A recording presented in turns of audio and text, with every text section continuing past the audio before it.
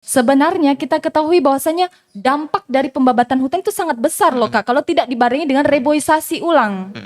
Atau reboisasi, di mana kalau saya sendiri pribadi itu sudah lama pernah bicara sama teman-teman, itu sebenarnya enggak setuju.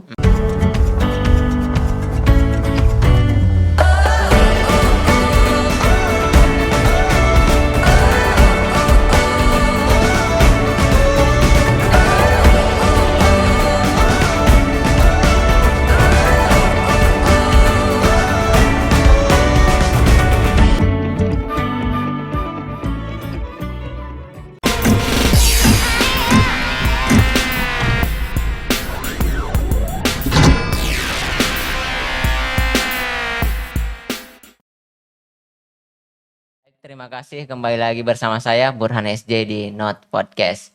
Nah, pada kesempatan kali ini teman-temanku sekalian dimanapun Anda berada, kita akan kembali berdiskusi terkait dengan bagaimana bumi ini beserta isinya dan bagaimana kita sebagai generasi muda untuk menjaganya. Nah, pada kesempatan kali ini telah hadir di tengah-tengah kita salah satu tokoh perempuan Kabupaten Sinjai yang paling berperan penting dalam bagaimana terlibat langsung berkontribusi untuk menjaga kelestarian hutan. Dan beliau ini adalah Duta Lingkungan ya, Duta Lingkungan Hidup Kabupaten Sinjai. Sebelum kita lanjut, seperti biasanya tidak elok rasanya ketika kita tidak saling kenal.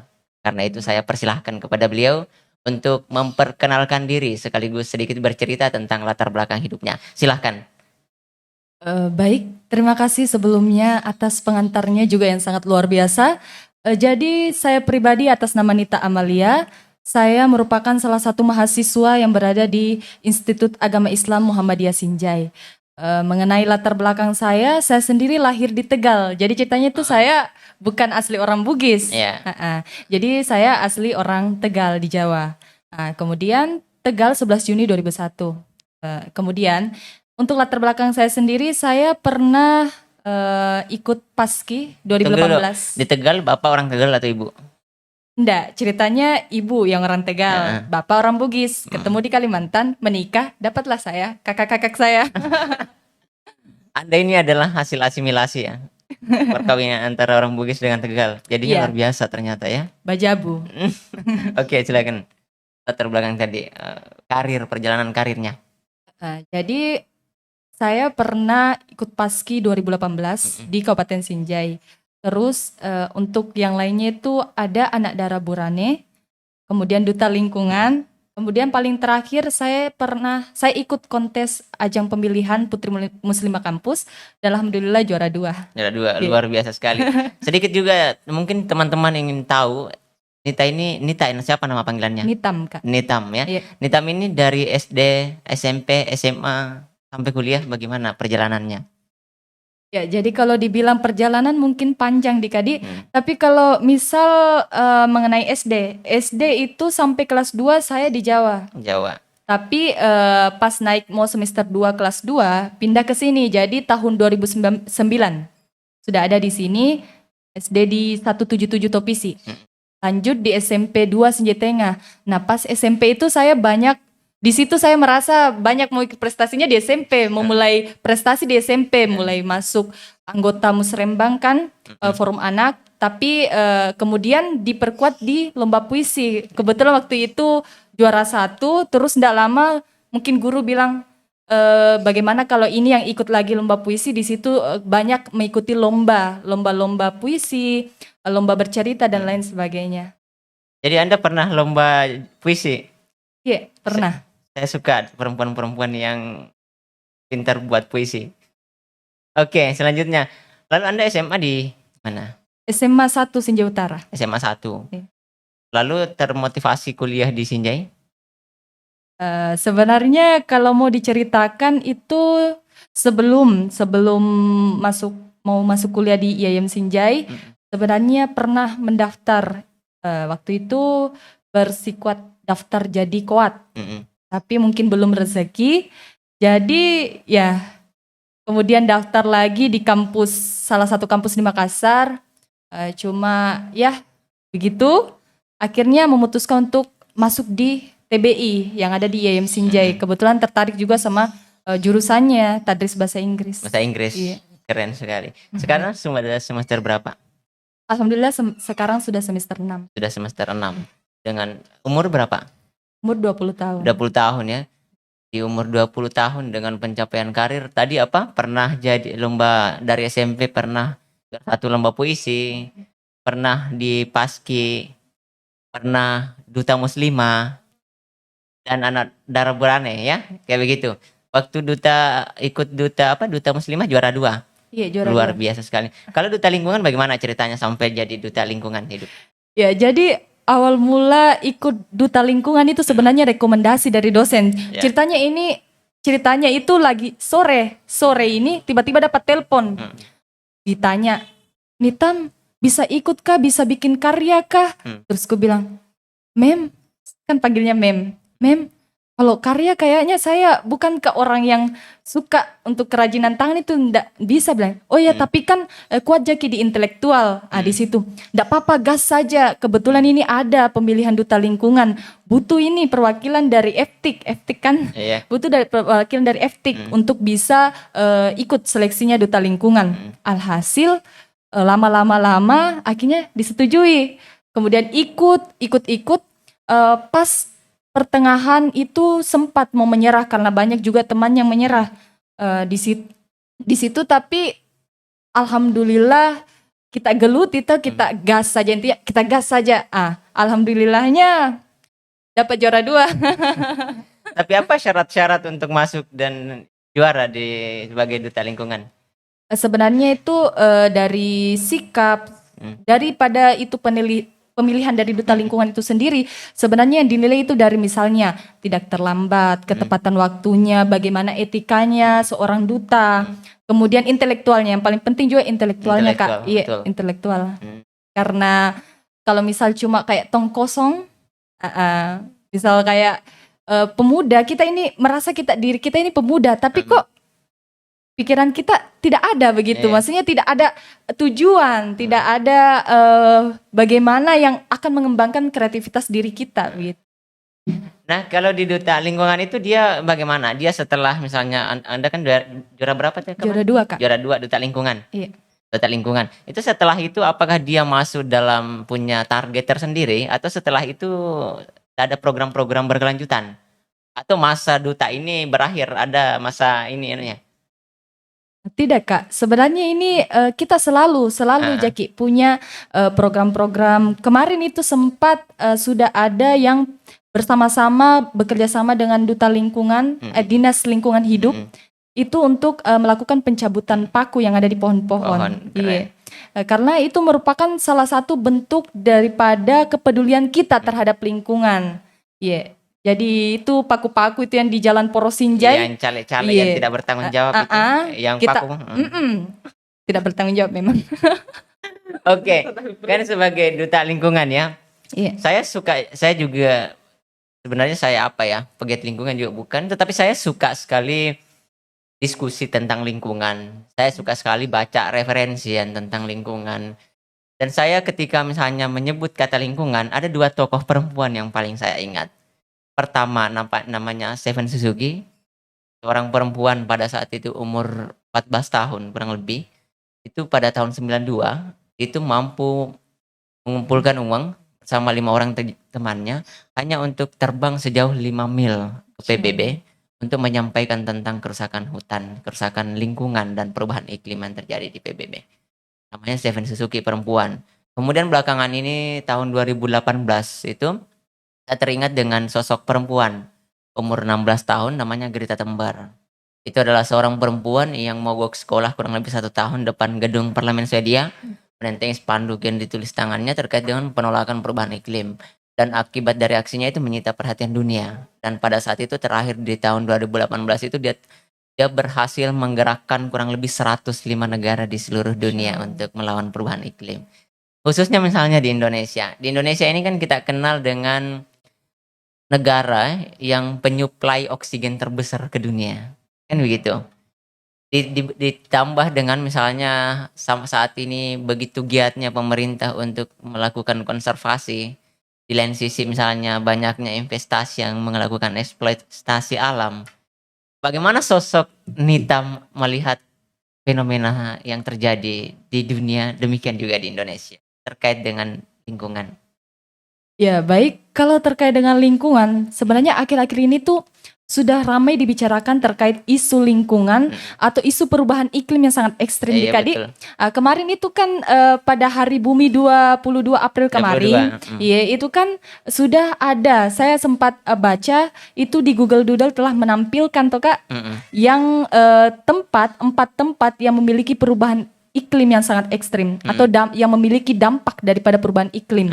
Salah satunya yang pernah saya baca itu Gunung Kilimanjaro yang ada di Afrika, di mana di sana itu mulai dari tahun 86 sampai 2020 itu telah mengalami dampak daripada perubahan iklim. Tentunya ini juga menjadi kekhawatiran daripada kita ini sendiri. Nah, jadi di sana itu terjadi pelapisan es. Betul. Iya. Nah, kemudian sebenarnya daripada perubahan iklim itu sendiri yang memicu paling besar adalah aktivitas manusia. Makanya kita sebagai pemuda atau kita sebagai masyarakat lah harus memiliki sikap peduli lingkungan. Kenapa? Karena sebenarnya apapun bentuk aktivitas kita itu akan berpengaruh juga pada lingkungan. Misal, kita tahu kan Sinjai itu rawan bencana banjir. Tapi kenapa masih banyak masyarakat Sinjai yang buang sampah sembarangan, misal. Padahal kita ketahui tidak semua sampah bisa terurai. Misal lagi ada saja sampah atau limbah dari rumah tangga itu dibuang di sungai. Padahal kita ketahui bahwasannya mungkin mereka mengira ini sampahnya bakalan hanyut, bakalan apa. Padahal kita ketahui bahwasanya ini bisa merusak ekosistem yang ada di kawasan perairan tersebut. Betul sekali. Nah, itu kan ya salah satu juga penyebab kerusakan lingkungan dan perubahan iklim serta bencana, misalnya penyebabnya itu adalah kesadaran manusia untuk masyarakat untuk membuang sampah. Tetapi saya melihat ini tidak sekedar di situ. Kadang kalau misalnya menurut saya itu biasa, saya tidak lepas dari situ. Saya kadang melihat itu tidak lepas juga dari kebijakan pemerintah. Contohnya begini, kalau masyarakat buang sampah itu oke, sedikit tambah sedikit akan lama-lama akan jadi banyak.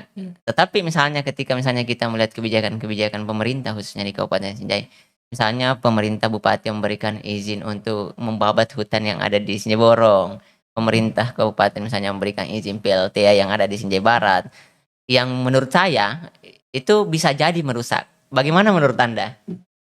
Yang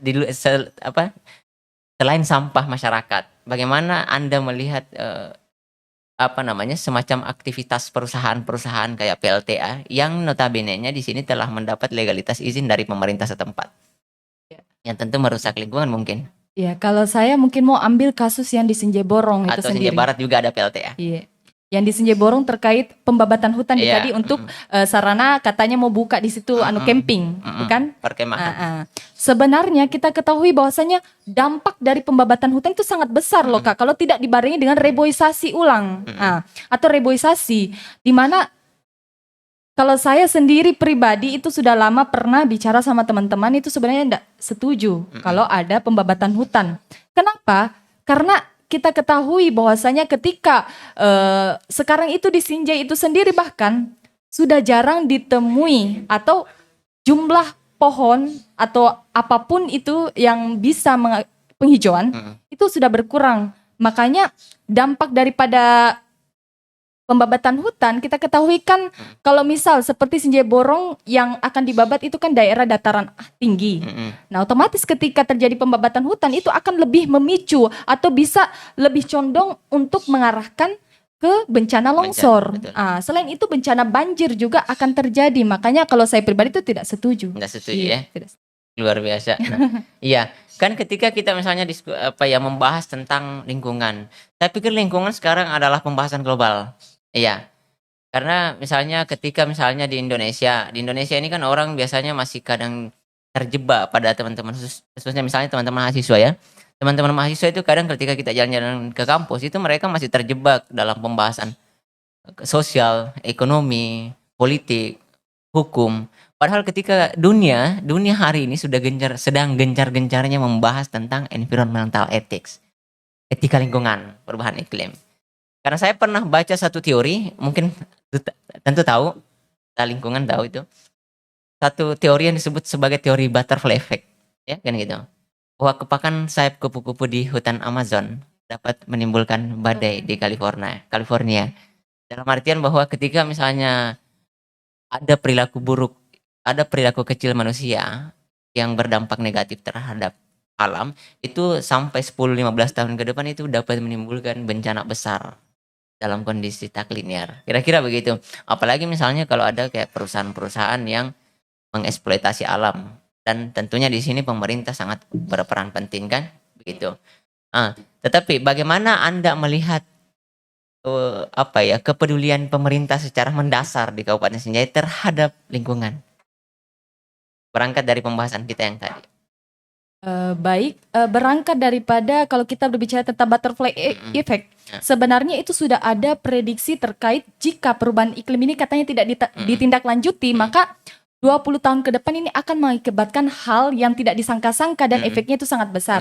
Nah, kemudian terkait dengan pemerintah, bagaimana tanggapan pemerintah Sinjai terhadap kepedulian lingkungan? Sebenarnya pemerintah Sinjai itu telah menyorakan untuk bagaimana kita peduli lingkungan. Salah satunya itu kemarin yang dilakukan oleh Dinas Lingkungan Hidup itu telah menyorakan untuk bagaimana tidak memaku pohon untuk membuang sampah pada tempatnya.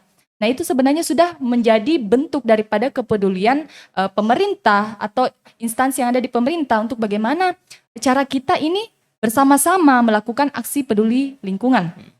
Kemudian berbicara lagi mengenai betul yang kakak katakan tadi, bahwasannya industri-industri itu bisa mengakibatkan dari perubahan lingkungan yang ada, di mana atau perubahan iklim, di mana kita ketahui bahwasannya limbah industri, apalagi ketika dia penggunaan bahan bakar fosil, itu tentunya akan lebih memicu daripada terjadinya perubahan iklim, karena pemanasan global kan terjadi, itu tentunya akan bisa meningkatkan bagaimana ini perubahan iklim ini terjadi dengan cepat, begitu. Iya, ya selanjutnya saya ingin bertanya pertanyaan yang serupa. Ketika misalnya kita berbicara tentang Hari Bumi, itu kan tanggal 22 April kan ditandai dengan Hari Bumi. Dan saya pikir itu tidak terlepas dari salah satu karya populer Rachel Carson ya. Tentang dia menulis satu buku yang berjudul Silent Spring, yang tentang bagaimana semesta bercerita. Saya pikir kurang lebih seperti itu bukunya. Yang kemudian dari buku itu yang membuat rakyat Amerika pada saat itu terinspirasi untuk kemudian peduli terhadap lingkungan. Dan saya pikir bermula dari situ sehingga kemudian diinspirasikan untuk terus menggalakkan perjuangan untuk memperbaiki kehidupan kita, akhirnya ditandai dengan Hari Bumi. Kan begitu kira-kira begitu. Tapi saya ingin bertanya yang lebih sedikit privat mungkin. Pernah dengar istilah kapitalisme? Bahwa perusak lingkungan terbesar adalah karena adanya pola yang dilakukan oleh kapitalisme. Dan biasanya katanya hal-hal yang paling mendasar itu yang dilakukan oleh kapitalisme katanya adalah menjadikan perempuan sebagai objek. Menjadikan perempuan sebagai objek eksploitasi. Salah satu contohnya konsumerisme. Misalnya fashion. Bagaimana perempuan supaya cara tidak langsung terhegemoni supaya tampil lebih cantik, padahal di balik perilaku konsumerismenya itu ternyata dia terlibat dalam perusakan hutan. Ketika kita berdasar pada bahwa tidak ada sesuatu yang melekat dalam tubuh manusia yang bukan dari alam. Bagaimana Anda sebagai duta lingkungan melihat siklus yang berjalan stimulasi seperti itu dalam kehidupan kita? Jadi sebenarnya menjadi perempuan itu tidak mudah. Kalau kita bicara tentang perempuan itu tidak mudah. Apalagi kebanyakan stereotip itu lebih ditujukan kepada perempuan. Jarang itu ada laki-laki misalnya perempuan merokok pasti dijudge. Laki-laki merokok kan biasa saja. Perempuan merokok dijudge. Kemudian perempuan itu kebanyakan dituntut untuk menjadi cantik. Mungkin kakak pernah dengar istilah yang booming-boomingnya sekarang, atau mungkin dari dulu, gak cantik gak dihargai. Misal seperti itu. Sebenarnya itu merupakan bentuk daripada bisa dibilang pengecualian terhadap wanita mungkin yang merasa dirinya kurang dari segi ini. Kalau saya pribadi, menurut saya Tidak usahlah khawatir, karena untuk menjadi wanita sebenarnya yang diperlukan adalah intelektualnya. Bagaimana dia bersikap, bagaimana dia etikanya, bukan masalah penampilannya. Jika hanya memodalkan penampilan tanpa berintelektual, itu juga seperti kalau kita bisa bilang, apa sih? Apa yang bisa dieksploitasi dari wanita ini. Betul. Begitu. Iya. Jadi kalau saya kembali lagi ke kata-kata yang populer, cantik itu relatif, tergantung dari mata mana, dari sudut mana. Orang yang pandang kita sebagai wanita. Bahkan saya melihat perempuan itu justru lebih seksi ketika dia sedang menenteng secangkir kopi sambil baca puisi. Itu yang menurut saya lebih bagus. Nah selanjutnya, dan berakan ini kalau kita berbicara tentang lingkungan, itu sebenarnya yang paling berperan penting sebenarnya adalah perempuan. Kenapa? Karena contoh kecilnya sampah keseharian. Siapa yang paling dekat dengan sampah adalah perempuan. Kenapa? Yang masak kan perempuan, notabene-nya. Perempuan sudah masak, bungkusnya apa dibuang. Bagaimana Anda sebagai duta lingkungan ini merasa mampu pertama membangun kesadaran terhadap diri atau terlebih memotivasi lingkungan untuk menjadi perempuan yang ramah lingkungan? Kira-kira begitu. Ya, jadi sebenarnya kembali dulu ke diri saya pribadi. Ya, jadi menanamkan dulu kesadaran diri saya bagaimana saya bisa menyerukan atau memberi kesadaran bagi orang lain kalau saya sendiri ini belum sadar, kan? Jadi istilahnya itu saya memberi kesadaran pada diri saya sendiri, merenungi bagaimana baiknya saya sebagai perempuan, salah satu perempuan yang peduli lingkungan. Untuk tindak lanjut atau nantinya sikap saya ke depannya tentunya akan dengan menjaga lingkungan, apalagi kakak tadi bilang, atau yang memang sekarang ini sedang diisukan bahwasanya perempuan itu penghasil sampah terbanyak, mulai dari dapur, lebih dekat dengan lebih dekat dari sampah, mulai dari dapur, kemudian hal-hal yang mungkin berkaitan dengan perempuan. Dan saya akui memang perempuan itu lebih ribet dan lebih dekat juga arahnya dengan sampah, begitu. Iya, oke. Nah, tadi juga Anda menyinggung tentang pernah berkolaborasi dengan Dinas Lingkungan Hidup tentang cabut paku di pohon. Ya, biasanya kan yang paling melakukan paku di pohon kan bukan orang bodoh dan bukan orang gila, tapi orang-orang yang berpengetahuan tinggi dan menginginkan kekuasaan. Biasanya politisi begitu. Nah, saya ingin bertanya sedikit lagi terkait dengan tadi bahwa terobosan hukum atau terobosan konsep kabupaten kita ini dalam hal lingkungan misalnya. Ketika di Amerika itu kalau kita baca referensi atau jurnal-jurnal internasional, di Amerika itu dari tahun-tahun 70-an orang sudah berbicara tentang hak pada tumbuhan. Orang sudah berbicara tentang hak pada lingkungan. Orang sudah memberikan hak pada pohon untuk tidak ditebang. Sementara kita di sini kan masih kadang terjebak pada wilayah tadi. Kita ini kan sebenarnya masih berbicara tentang bagaimana masyarakat supaya tidak membuang sampah sembarangan. Itu tidak salah, itu benar. Tetapi itu adalah keterlambatan sebenarnya. Dan itu tidak bisa, perilaku manusia dalam negara itu tidak bisa lepas dari kebijakan pemerintah. Nah, dari situ saya ingin mau bertanya, bagaimana Anda melihat terobosan atau inovasi pemerintah Kabupaten Sinjai dalam menghadapi perubahan iklim yang Anda tadi bilang bahwa kita akan menghadapi? Iya. Jadi sebenarnya dari dini sudah diinfokan terkait bagaimana untuk menjaga lingkungan dari pemerintah Sinjai itu sendiri. Sebenarnya kita sebagai duta juga salah satu fungsinya adalah membantu pemerintah Sinjai bagaimana caranya agar bisa mengatasi isu-isu lingkungan atau kasus-kasus lingkungan yang ada. Nah, sebenarnya di sini perlu juga kesadaran masyarakat, di mana kita ketahui kembali lagi Sinjai itu rawannya bencana apa? Bencana banjir. Nah, kemudian masih banyak ini masyarakat di Sinjai yang justru sudah tahu Sinjai itu rawan bencana banjir, masih saja buang sampah di jalanan, masih saja buang sampah sembarangan. Makanya kemarin tuh ketika banjir yang kemarin kebanyakan sampah kan yang nimbul. Nah, itu semua merupakan efeknya. Iya. Sampah seharusnya mulut-mulut itu wajah-wajah politisi yang sering pakai pohon situ kan. Iya. Seharusnya. Jadi saya bertanya lagi kan, apa Anda melihat ini Kabupaten Sinjai ini kan sudah mulai ada perkembangan terkait dengan kebutuhan sampah. Tapi saya bertanya, menurut Anda, apakah pemerintah Kabupaten Sinjai punya konsep pembangunan yang ekologis atau memang tidak ada? Menurut Anda ini? Ya, kalau konsep pembangunan yang ekologis sebenarnya sudah ada Karena kemarin itu sempat ada kegiatan penghijauan atau penanaman pohon yang dilakukan di sepanjang jalanan Tui. Nah, saya sempat ikut di situ, diikuti pula oleh Bapak Bupati secara langsung turun langsung menanam pohon di sepanjang Seberapa banyak ditanam Pak Bupati? Ribuan. Intinya maksudnya kalau kita semua di situ ya secara itu sepanjang jalan Tui yang mau ke Sejati Timur ya itu. Iya, luar biasa ya. Berarti berat ya tanggung jawabnya, betul itu. Bahwa tadi bahwa yang paling dekat dengan sampah itu tidak bisa dipungkiri adalah perempuan, karena dia yang paling dekat dengan dapur, dengan sampah-sampah. Tetapi tidak bisa dipungkiri juga bahwa ketika kerusakan bumi terjadi ini diakibatkan lebih besar dari perusahaan-perusahaan besar, oleh investor-investor besar. Dan kelemahannya kita dalam negara ini adalah karena pemerintah selalu memberikan izin kepada investor untuk mengeksploitasi alam kita. Saya pikir ini tidak lepas dari pembahasan ini tidak lepas dari pembahasan perdagangan karbon ya. Ini pembahasan global sih, tapi ini yang harus mau tidak mau harus kita diskusikan. Kenapa? Karena meskipun bukan kita yang buang sampah, meskipun bukan keluarga kita yang buang sampah, tapi kita satu bumi kira-kira. Kira-kira begitu. Ya. Tapi menurut Anda apa hal-hal kecil yang sebagai duta lingkungan seharusnya hal-hal yang paling mendasar yang semestinya dilakukan oleh pemuda terkait dalam menangani lingkungan?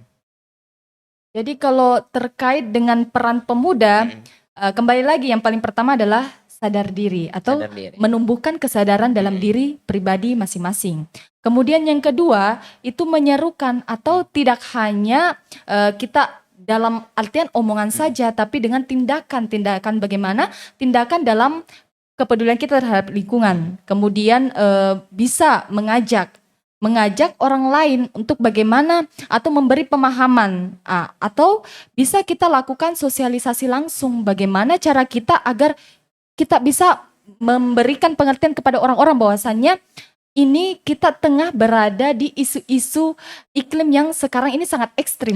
Makanya daripada itu sebenarnya kita harus juga ketahui bahwasannya aktivitas manusia lah yang paling memberikan dampak terbesar di dalam perubahan iklim. Makanya kita selaku masyarakat yang ada di Kabupaten Sinjai, saya sangat menganjurkan agar menerapkan juga prinsip 3R. Reuse, reduce, sama recycle.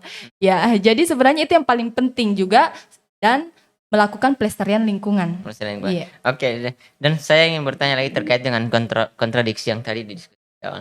Contoh kecilnya kita ini kan sebagai pemuda harus sadar ya, betul.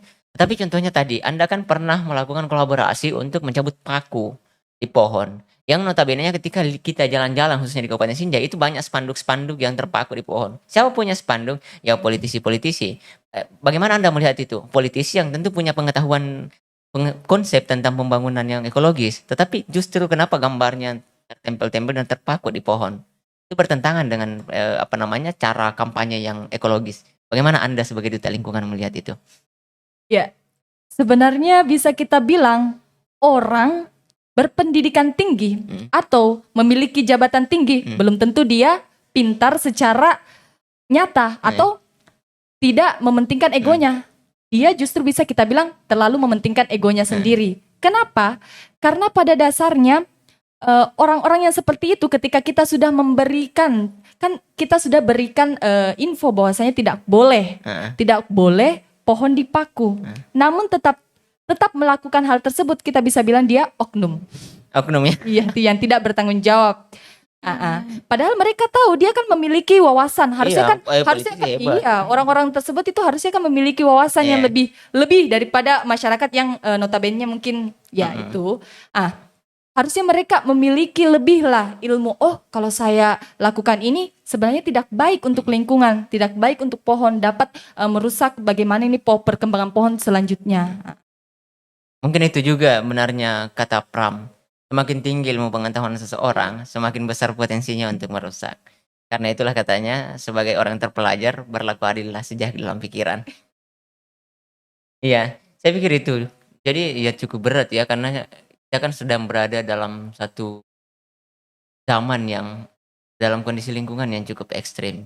Kira-kira begitu di tengah kesadaran kita yang bisa dibilang sebenarnya di lain sisi meskipun kita gencar-gencarnya melakukan kampanye untuk melakukan misalnya konservasi, penghijauan, penyelamatan bumi, tetapi kita sudah tidak mampu atau kita sudah sangat sulit untuk meminimalisir karbon yang diproduksi oleh industri besar. Dan saya tadi apa yang Anda katakan, saya kembali lagi teringat kepada salah satu tokoh perempuan aktivis lingkungan di Brazil, yaitu Seven Suzuki. Waktu dia presentasi kan dia bilang begini, seseorang dinilai berdasarkan apa yang dilakukan, bukan apa yang dikatakan. Dan apa yang Anda lakukan membuat saya menangis, katanya. Ditanya kenapa menangis, dia menangis katanya karena dia tidak mampu membayangkan anak cucunya lagi tidak lagi mengenal adanya gajah, adanya ular. Karena kenapa? Karena semua itu sudah punah dan itu tinggal cerita, katanya. Ya intinya akhir-akhir ini itu semakin kesini itu keanekaragaman hayati itu juga punah. Nah, harusnya kita itu sadar, kenapa bisa punah? Harusnya kita bertanya-tanya selaku orang yang memiliki kepedulian terhadap lingkungan. Jadi ya kita bisa bilang seiring berjalannya waktu, hewan-hewan maupun keanekaragaman hayati lainnya itu punah. Bisa kita bilang mulai punah. Oke, dan saya mau lanjutkan pertanyaan saya tadi yang sempat ini. Bagaimana Anda melihat bagaimana Anda tadi kan kita membahas sedikit tentang istilah kapitalisme. Dan tadi saya menyinggung tentang konsumerisme dan objeknya adalah perempuan. Jadikan sasaran oleh kapitalisme untuk itu kemudian melakukan eksploitasi, akumulasi keuntungan, menjadikan perempuan sebagai objek. Dan secara tidak sadar di sini terjadi konsumerisme. Contohnya begini, saya beli baju ini, tapi karena saya ada lagi baju baru yang keluar, saya merasa tidak keren dari lingkungan saya ketika saya tidak membeli baju yang baru. Padahal saya tidak sadar bahwa setiap baju yang saya pakai itu dari alam, dari benang, dari apa dan lain-lain semuanya. Yang artinya ketika semakin banyak saya mengkonsumsi, semakin terlibat saya dalam perusakan lingkungan. Karena saya pikir tidak ada hal-hal yang melekat dalam tubuh manusia yang bukan dari alam. Bagaimana cara Anda untuk kemudian meminimalisir konsumerisme khusus dalam perempuan, khusus bagi perempuan? Ya, sebenarnya kalau perempuan itu sendiri, termasuk saya sendiri sebenarnya bisa dibilang seperti itu. Maksudnya mudah tertarik, apalagi kan sekarang mungkin Shopee, tambahkan keranjang. Itu sebenarnya menjadi hobi wanita tersendiri untuk bagaimana dia melakukan sebagai konsumerisme. Kemudian kalau ditanya bagaimana solusi saya untuk kedepannya, yaitu perlunya kita tahu bahwasannya ini setiap pakaian seperti kakak bilang bahwa setiap pakaian yang kita pakai sebenarnya itu berasal dari serat-serat benang yang berasal dari alam. Nah, ketika kita terlalu banyak melakukan sebagai konsumerisme itu tentunya bisa lah misal baju yang tidak terpakai, misal kita biarkan begitu saja. Lama kelamaan kalau misal kita merasa tidak baik, biasanya itu kebanyakan ada yang buang baju kan. Nah, kita bisa bilang bahwasanya itu merupakan salah satu bentuk daripada penambahan limbah yang ada. Jadi kalau solusi saya sendiri sebenarnya kalau ini kembali ke pribadi perempuannya, saya tidak bisa memaksa bagaimana seorang perempuan untuk mencegah dia. Misal saya mau ini, biasanya juga perempuan itu mengikuti perkembangan tren. Lihat baju seperti ini merasa ini kayaknya ketinggalan ini. Harus yang begini lagi, begitu. Luar biasa ya. Lagi-lagi kembali ke pribadinya masing-masing ya. Tetapi semestinya jangan berlebihan. Iya, kira begitu. Ya jujur saja, saya tuh sebenarnya senang sekali ketika berdiskusi tentang lingkungan. Bahkan saya tuh tidak henti-hentinya membaca artikel terkait dengan Greta Thunberg. Yang tahun kemarin itu Greta Thunberg itu dia berhasil menjadi Person of the Year di majalah Time. Dan dia menjadi salah satu perempuan termuda di dunia meraih Nobel Perdamaian. Hanya karena aksinya yang kemudian menuntut untuk menurunkan produksi karbon dunia sesuai dengan perjanjian Paris. Dan saya pikir itu adalah hal yang memukau bagi saya, luar biasa. Makanya saya semangat sekali berdiskusi pada kesempatan kali ini. Nah, karena mungkin ada waktu juga yang membatasi kita untuk berdiskusi, tapi saya pikir ini langkah awal kita. Dan ada masih banyak sekali sebenarnya yang perlu didiskusikan. Tetapi mungkin Nita masih punya waktu besok atau lusa kapan-kapan lah kita untuk berdiskusi terkait dengan bagaimana memotivasi teman-teman pemuda untuk sama-sama tetap menjaga kelestarian hutan, tetap menjaga keberlangsungan hidup kita di bumi. Nah, terakhir Nitam, apa harapan Anda terkait dengan lingkungan hidup? Ya, baik. untuk pemuda, pemerintah atau siapapun di dunia? Ya, Silakan. sebenarnya harapan saya itu untuk semua masyarakat Sinjai atau bisa juga bagi yang menonton podcast ini nantinya untuk bagaimana sama-sama kita memedulikan lingkungan dengan melakukan ya, saya kembali lagi mengkampanyekan prinsip 3R di mana ada reuse, reduce dan recycle. Kemudian terakhir dari saya, salam 3R, salam lestari. Ya, keren, luar biasa. Nah, saya pikir itu teman-temanku sekalian cukup luar biasa, dan saya pikir membahas lingkungan tidak akan pernah ada habisnya sebab kita hidup di sini, dan evolusi membuat kita akan terus melakukan kajian karena alam senantiasa bergerak, berubah, dan melakukan terjadi perubahan-perubahan. Terakhir juga saya mengutip apa yang disampaikan Greta Thunberg bahwa berbicara tentang lingkungan, kita sudah punya ilmunya, kita sudah punya pemikirnya, dan kita sudah punya semua solusinya. Tapi saya tidak ingin cukup itu. Saya ingin kita semua panik. Karena hanya dengan itu kita bisa bertindak. Sekian dari saya untuk kesempatan kali ini. Terima kasih. Selamat sore.